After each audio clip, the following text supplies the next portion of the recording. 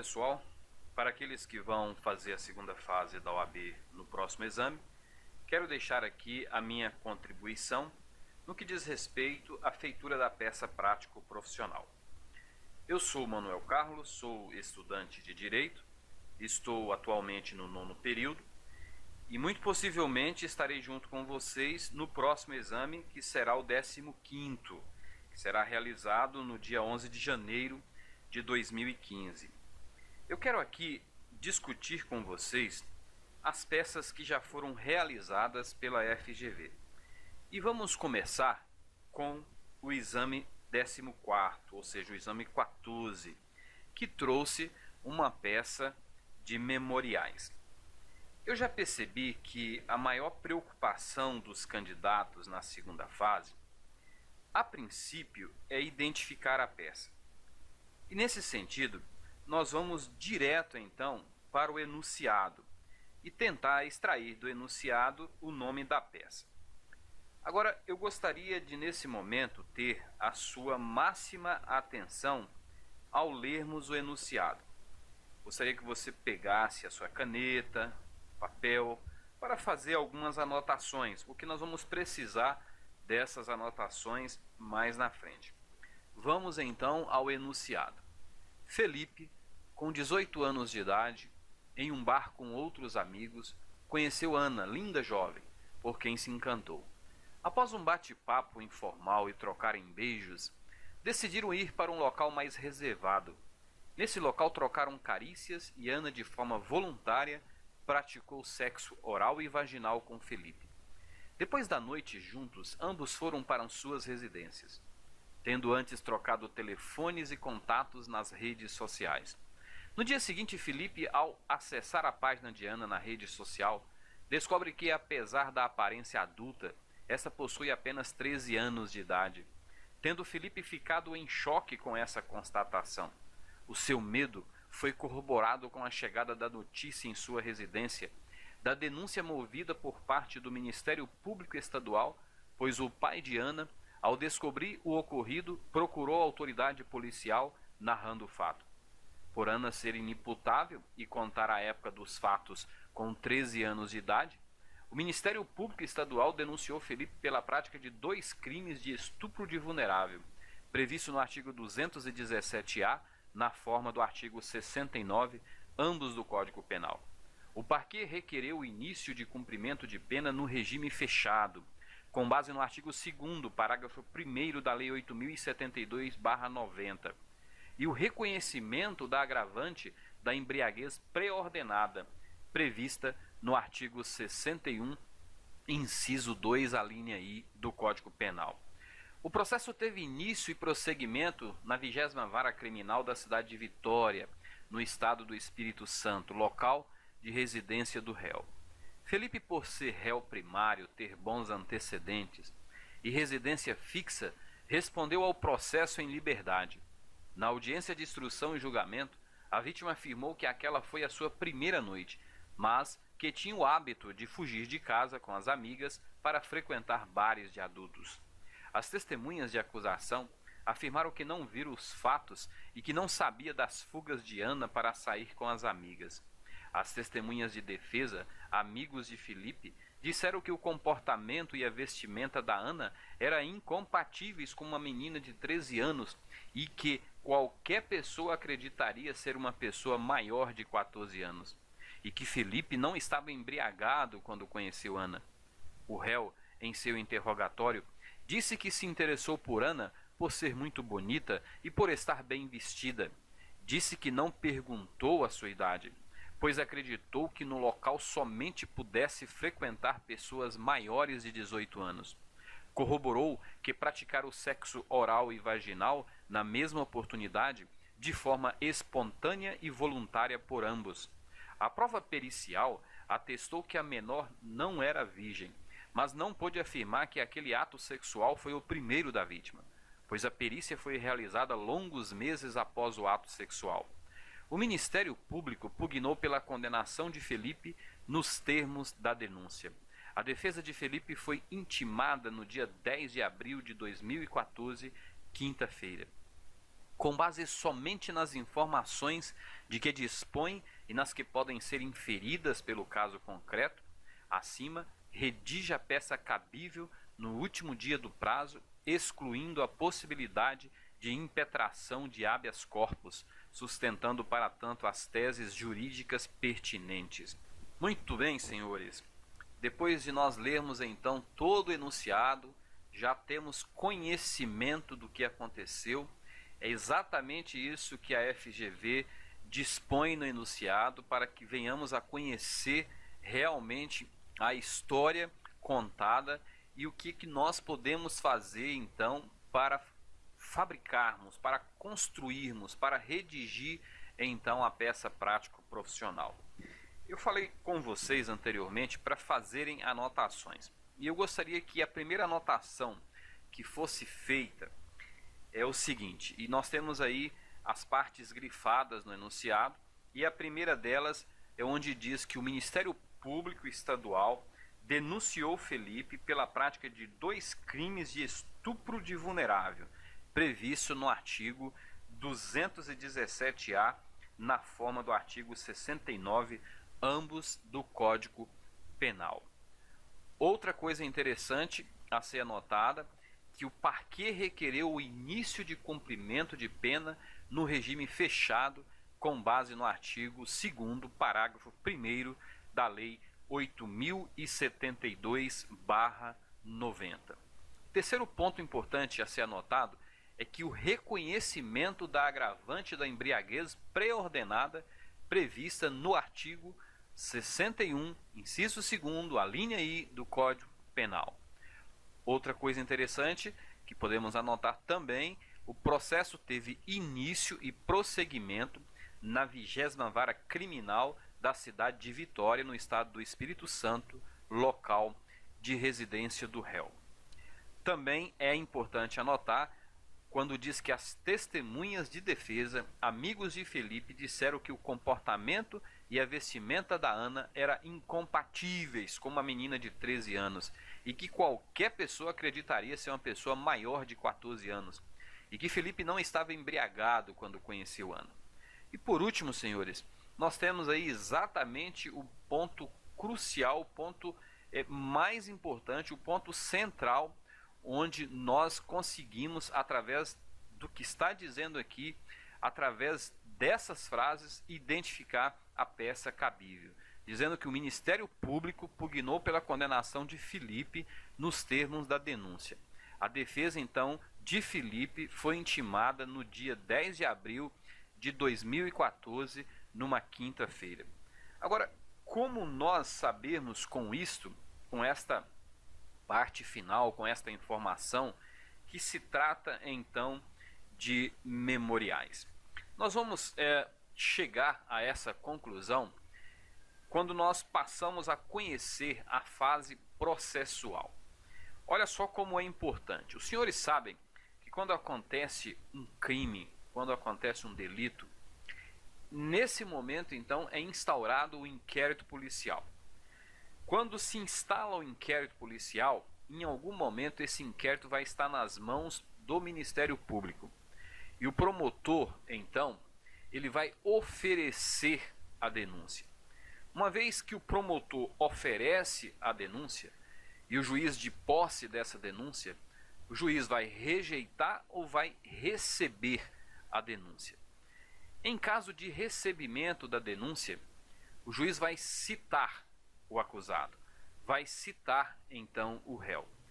E segundo o artigo 396-A do Código de Processo Penal, o réu, uma vez citado, vai responder à acusação. E não sendo o caso de, nesse momento da resposta à acusação, o réu ser absolvido sumariamente, segundo o artigo 397 do Código de Processo Penal, o juiz então vai seguir com o feito. O juiz então vai dar prosseguimento. E vai chegar um momento em que vai existir audiência de instrução e julgamento. É exatamente nessa audiência de instrução e julgamento que precede o momento da sentença, e aí pode ser uma sentença absolutória, uma sentença condenatória, vai existir no momento da audiência de instrução e julgamento o momento oportuno para que tanto a acusação como a defesa possa trazer todas as provas, possa trabalhar no sentido, caso seja do lado da acusação para condenar o réu, seja do lado da defesa para absolver o réu. E é interessante que não é só absolver o réu, mas trazer de forma subsidiária todas as formas que venha a ajudar, que venha diminuir então qualquer tipo de pena, qualquer coisa que venha agravar, qualquer qualificadora, trabalhando no sentido de melhorar a situação do réu. Os senhores sabem que na audiência de instrução e julgamento, segundo o artigo 403, parágrafo 3º, lá diz que, dependendo da complexidade dos fatos, naquele momento, o juiz vai conceder, segundo o parágrafo 3º, um prazo de 5 dias, isso sucessivamente, tanto para a acusação como para a defesa, para que seja então apresentado os memoriais. Então veja, senhores, que não existe uma outra peça, não tem como inventar uma outra peça a não ser os memoriais. Veja que nós lemos no enunciado que a defesa foi intimada. Se ela foi intimada no momento da audiência de instrução e julgamento, não existe uma outra coisa a não ser apresentar os memoriais. E nós vamos, nesse momento, uma vez já sabendo que temos que fazer uma peça de memoriais, nós vamos ao primeiro passo da peça. E eu gostaria de apresentar para vocês aqui o esqueleto da peça. O que tem que existir em uma peça prático-profissional? Senhores, a primeira coisa que tem que existir na peça prático-profissional é o endereçamento. Esse é a primeira coisa, você tem que começar com o endereçamento. Depois disso nós temos o preâmbulo, os fatos, o direito, o pedido, local e data, advogado / OAB. Aí está então o esqueleto da peça. É sobre esses itens que a FGV irá pontuar a sua peça prático-profissional. E nós vamos começar aqui, passo a passo, trazendo exatamente esse esqueleto. A primeira coisa, como nós dissemos anteriormente, é o endereçamento. Senhores, como nós vamos endereçar? Os senhores percebam que nas anotações que nós fizemos do enunciado, nós encontramos que o local endereçado para essa peça prático-profissional é exatamente a 20ª Vara Criminal da Comarca de Vitória, Estado do Espírito Santo. Então nós temos aí, como vamos fazer? Excelentíssimo senhor doutor juiz de direito da 20ª Vara Criminal da Comarca de Vitória, Estado do Espírito Santo. Uma vez vencido essa primeira parte, nós vamos então à segunda parte, que é o preâmbulo. Você precisa agora trazer as informações necessárias para que você consiga mostrar para o juiz exatamente quem você quer levar, quem que você está defendendo. E nós começamos a dizer o seguinte: a pessoa acusada no enunciado é Felipe.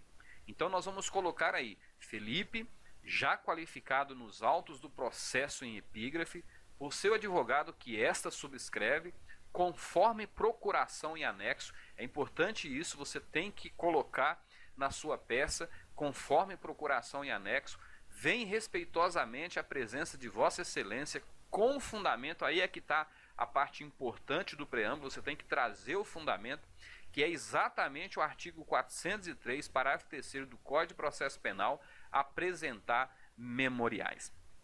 Observe, senhores, que eu estou colocando aqui tanto o endereçamento e o preâmbulo, e vocês percebem que no endereçamento eu coloquei aqui 0.10. Foi exatamente isso que a FGV concedeu nesse exame 14. Então você ganhou 0.10, que significa dizer o quê? Você ganhou 1/10, apenas 1/10 no endereçamento. E também no preâmbulo, a FGV deu também apenas 1/10, ou seja, ela pontuou o endereçamento e pontuou o preâmbulo, dando a sua respectiva nota. Vencida essa parte do preâmbulo, nós passamos então aos fatos. Eu não coloquei aqui para os senhores os fatos porque os fatos não, geralmente, via de regra, não é pontuado. E você precisa fazer os fatos, você não pode deixar de fazer os fatos. Mas você faz uma síntese dos fatos, trazendo ali aquilo que é necessário para que então o examinador consiga ver realmente o que você colocou nos fatos e o que você está levando para a defesa do seu cliente. Agora, vencida essa parte dos fatos, nós vamos passar agora à parte do direito. E aqui, senhores, eu quero chamar a atenção de vocês porque na parte do direito é onde existe a maior pontuação que a FGV trabalha na sua prova. Ou seja, você vai ter aqui mais de 70% da nota, você vai ter aqui no direito. Então é preciso que você trabalhe bem no direito. E eu peguei o espelho da FGV para esse caso, para os memoriais do 14º exame, e nós vamos acompanhar aqui exatamente como a FGV colocou no seu espelho. E observe que do lado nós colocamos a pontuação para cada item que a FGV colocou. E eu achei uma coisa interessante, porque eu estava vendo as outras provas que a FGV trouxe, não houve essa quantidade enorme de pontuações. Para vocês terem uma ideia, nós tivemos mais de 20 itens que foram pontuados. E percebam que os itens foram pontuados com uma nota muito baixa. Ou seja, o candidato ele precisava verdadeiramente conhecer o direito material para que ele conseguisse lograr uma boa nota nessa prova prático-profissional. Então vamos lá na parte do direito.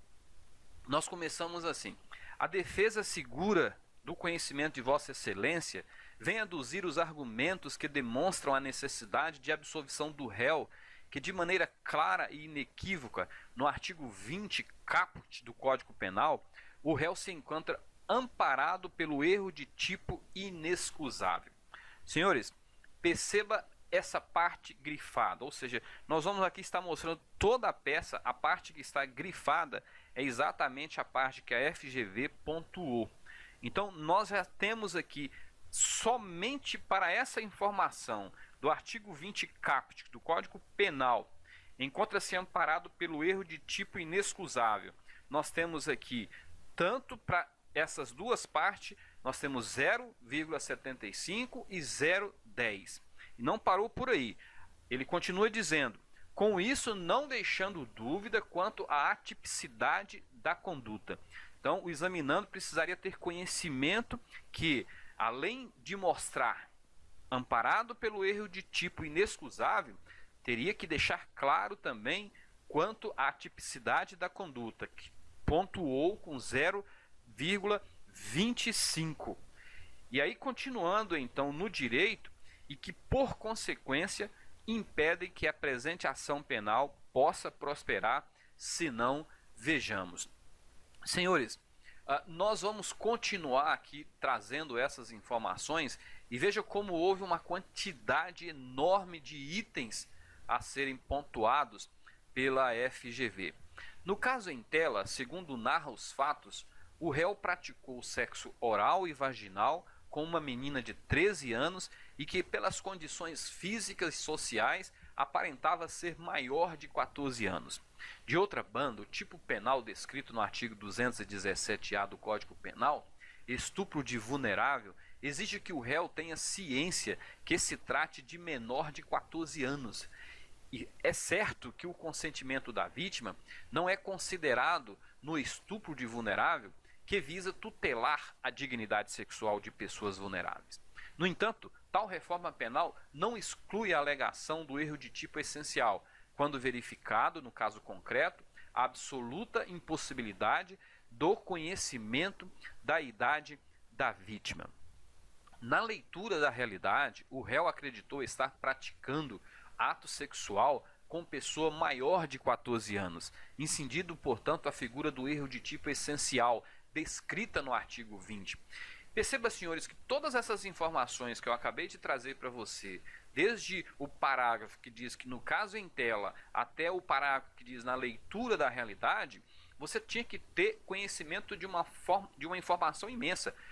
Ainda que a FGV não pontuou absolutamente nada nessas informações, mas aqui é exatamente como está no espelho de correção da FGV. E aí ela continua dizendo como qualquer pessoa naquela circunstância incidiria em erro de tipo essencial e como não há previsão de estupro de vulnerável de forma culposa, não há outra solução senão a absolvição do réu, com base no artigo 386, inciso 3º do Código de Processo Penal. Aqui agora ela já começa a pontuar novamente. Ela diz o seguinte: outra questão que não deve prosperar é que o réu não praticou concurso material de crime, como afirma o Ministério Público, pois a prática de sexo oral e vaginal no mesmo contexto configura crime único, pois a reforma penal oriunda da Lei 12.015/2009 uniu as figuras típicas do atentado violento ao pudor e o estupro numa única figura, sendo, portanto, um crime misto alternativo. Então veja que nesse momento aqui, a FGV pontuou 0,50 e 0,25. Então nós vamos ver como que é a pontuação e como que ela traz no seu espelho a resposta. Outra coisa interessante, ela diz o seguinte: de outra banda, não poderá também prosperar o pedido de reconhecimento da agravante da embriaguez pré-ordenada, pois não foram produzidos provas no sentido de que Felipe se embriagou com o intuito de tomar coragem para a prática do crime. Olha só como que é importante. A agravante da embriaguez pré-ordenada. Nesse pequeno texto, a FGV pontuou com meio ponto, apenas por você dizer que não houve na agravante da embriaguez pré-ordenada. Olha como que você teria que estar atento, absolutamente atento ao enunciado. Ainda continuando, querido, ela diz o seguinte: por fim, excelência, por ser o réu primário de bons antecedentes, incidir sobre ela a atenuante da menoridade penal, e por existir crime único e não concurso material de crimes, requer a fixação da pena base no mínimo legal, consequente fixação do regime semiaberto. Então veja que nessa única frase, ou nesse único parágrafo, melhor dizendo, nós temos aí 3 pontuações em um único parágrafo, e pequeno parágrafo. Nós temos aí 0,20 para dizer que requer a atenuante da menoridade penal. Nós temos mais 0,20 para falarmos sobre a fixação da pena base no mínimo legal, e nós temos mais 0,20 com a consequente fixação do regime semiaberto. E ela continua ainda no direito, não chegamos ainda nos pedidos. Ela continua dizendo: apesar do crime de estupro de vulnerável, artigo 217-A do Código Penal, está elencado como infração hedionda na Lei 8.072/90, conforme o artigo 1º, 4º, o STF declarou a inconstitucionalidade do artigo 2º, o artigo 2º, parágrafo 1º desta lei. Então, olha só, pontuou 0,35 para você dizer sobre a inconstitucionalidade, então, do artigo 2º, parágrafo 1º da lei. E aí ela continuou agora no pedido. Então, veja a quantidade de itens que ela colocou no direito. Uma pontuação baixa para cada item, mas uma quantidade enorme, onde o candidato deveria estar extremamente atento aos pormenores daquilo que ela estava querendo, exigindo do candidato. Vamos ao pedido. Senhores, perceba que nós temos também uma quantidade enorme aqui no pedido. Diante do exposto, requer absolvição do réu com base no artigo 386, inciso 3º do Código de Processo Penal. Então, para aí, já houve uma pontuação de 0,20. Por ausência de tipicidade, 0,10. Não sendo esse o entendimento de Vossa Excelência, que seja afastado o concurso material de crime, 0,20. Sendo reconhecido a existência de crime único e que a pena base seja fixado no mínimo legal, mais pontuação, bem como o afastamento da agravante da embriaguez pré-ordenada, outra pontuação, e a incidência de atenuantes da menoridade, também outra pontuação, que foi 0,20. Por fim, senhores, nós trabalhamos aqui ainda trazendo pontuação dentro do pedido, que foi praticamente a última pontuação, quando ela diz que nesse mesmo sentido requer ainda que seja fixado o regime semiaberto. Teve gente que esqueceu isso aqui na prova em dizer. e ela pontuou também com 0,20. E já terminando e finalizando, ela traz aqui então termos em que pede deferimento, quando ela pediu no enunciado que fosse datado no último prazo, no último dia do prazo, e aqui está exatamente local, 15 de abril de 2014, que foi pontuado com 0,10. Diga-se de passagem que tanto para a data, como para o endereçamento, como para o preâmbulo, a FGV concedeu uma nota muito baixa. E por último, aqui ela também pontuou com 0,10, colocando advogado barra OAB.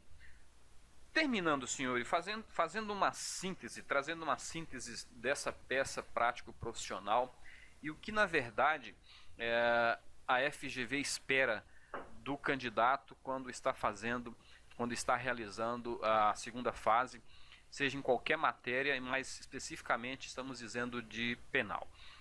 É que verdadeiramente é necessário que conheçamos de forma profunda o direito material.